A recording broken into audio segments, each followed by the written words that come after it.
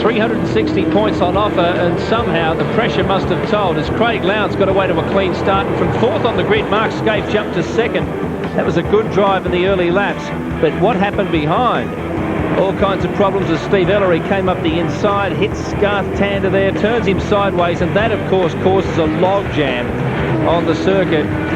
Now, major problems here. John Bowe was the worst of them. He was out of the race. Jason Bright, minor problem, but it caused dramas in the pits. The unusual thing about that was Bright, in fact, in the end, finished up with getting rid of his 2 pit stops.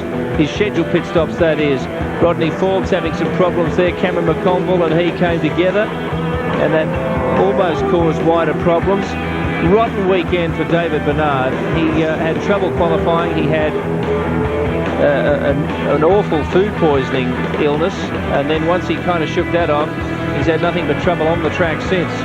Now Garth Tander, after that smash where he's turned sideways, had some internal damage, and they've tried to fix that up. Gary Rogers Motorsport team not happy this weekend. In the meantime, Lowndes still led the race. Yellow flags all over the joint. Brad Jones' suspension just collapsed on the back of that car. Quite a strange occurrence. And he's out of the race, or at least trying desperately to get back in it after a long period in the pits. Now Dean Canto was turned, and Tander again in the midst of problems there. And the troubles begin again for Gary Rogers Motorsport and Garth Tander. Now Paul Radisich also had drama here. Bang! Into the wall, and that is harder than it looks for Paul Radisich. Trying desperately to get that car back. He did, in fact, in the end. He looks as though he threw it in there, but he did, in fact, limp it back into the pits. More problems here. That was a replay of how I think Radisich received that front-end damage on the left side. And now we're back with Craig Lowndes coming into the pits for the second time in as many laps. So once this is completed, he will have done both fuel and tyres in 2 laps. Strategically, not such a great move at this stage because, as I mentioned earlier, Jason Bright out there got away his 2 stops, even though he had some mechanical problems. And he's in pretty good track position, 4th at the moment behind Greg Murphy, Stephen Richards, and Tyler Mecklin, would you believe, who's up there in car 50. But of course, yet to make a stop, Lowndes. A hairy moment as he rejoins the race. Scaife, I think, getting away his 2nd stop by the look of it.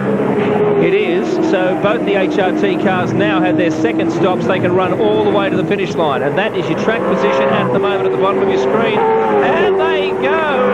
Whoa! Whack! They were jumping the curves, and Canto was a... Dean Canto, goodness me. Wow, that was a hard impact. What a shunt. How many shunts at that corner is it going to take for someone to actually change the racetrack there? How many times? Safety car is on the track as a result. They need to listen to you, Neil. Well, I mean, how many times have you said it? Common sense, Barry. Unbelievable. So the safety car's out again. Canto's had a shocker down at turn 9. That's a huge disappointment. Wow, that was a big impact, Mark, I tell you. Yeah, it's a big disappointment. Let's have a look at this on the Helix replay. Just launched it. No.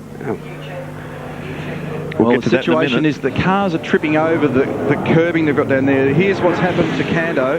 He's backed it up into that wall and hit it very hard, and the wall is positioned at 90 degrees to the direction of the cars there, which makes it lethal. Yeah, we'll get back to that. We'll get back to that replay in a second. Here it is. There you go. Something's triggered that. Driver's side, watch. That's right, whack, right on the driver's side. Shower of glass there. You can see the photographer, fortunately, a long way away. So the field under safety car again. I'm down here in pit lane at the moment with team boss Terry Steer, and have you had a word to Dean? He looks a little unwell. We spoke to him. He came on the radio and said, geez, that hurt. I lost brakes. So we think it was a byproduct of when Garth put him around here at the start of the pit straight there. When we brought the car in, it looked okay. There didn't seem to be any leaks. The wheels were okay, and it ran okay for another 15 or so laps. But just looks like there was an issue with the brakes at the end there. But he says he's okay. But this place takes its toll, doesn't it? It certainly does. You know, you can't make a mistake here. It's a bit disappointing. You know, we're hoping for a good result. But, you know, we'll be back next week. Thanks, Jerry. Cheers, Greg. That was a horrible impact, and he's really lucky to be okay. And the other day, Paul Wheel had exactly the same thing. He had a brake failure going into that corner. But as you say, they have to do something about it. That's a big hit. That is a massive hit. The real shame for this team too is that Canto was one of the first cars out there to have completed 2 stops. And the tyres did their job there in terms of soaking the energy, but you have to ask yourself, you know, why the track is shaped like that there. Yeah. We'll just see if we can see that again in real time, because it's one thing to look at these things in slow-mo, but when you actually clobber the wall, you know, whatever that might be, which the approach speed there's 230 k's, and sometimes you can obviously wash a bit off under brakes, but if he had a complete brake failure, he's gone in at 230 k's. Look at that. That was flat out. There's no way he'd slowed at all, had he? Not at all. Well, Holden Racing team have been strong here over the years. They're looking pretty strong at the moment. Jason Bright is running in 4th in the order on the road. His teammate Mark Scaife right behind him in 5th, but they are effectively our race leaders at the moment. They're the first of the cars to have made 2 compulsory pit stops. Pretty handily placed. Marcus Ambrose is the next best of the 2 pit stoppers. He's back in 11th, and Craig Lowndes just behind him in 12th. So we'll just wait for the other cars to make their compulsory stops, and this race will start to settle into its pattern that's going to run toward the flag. The Holden Racing team at the moment sitting 1-2 in the order. And provided they've got good race speed, they're looking very, very strong.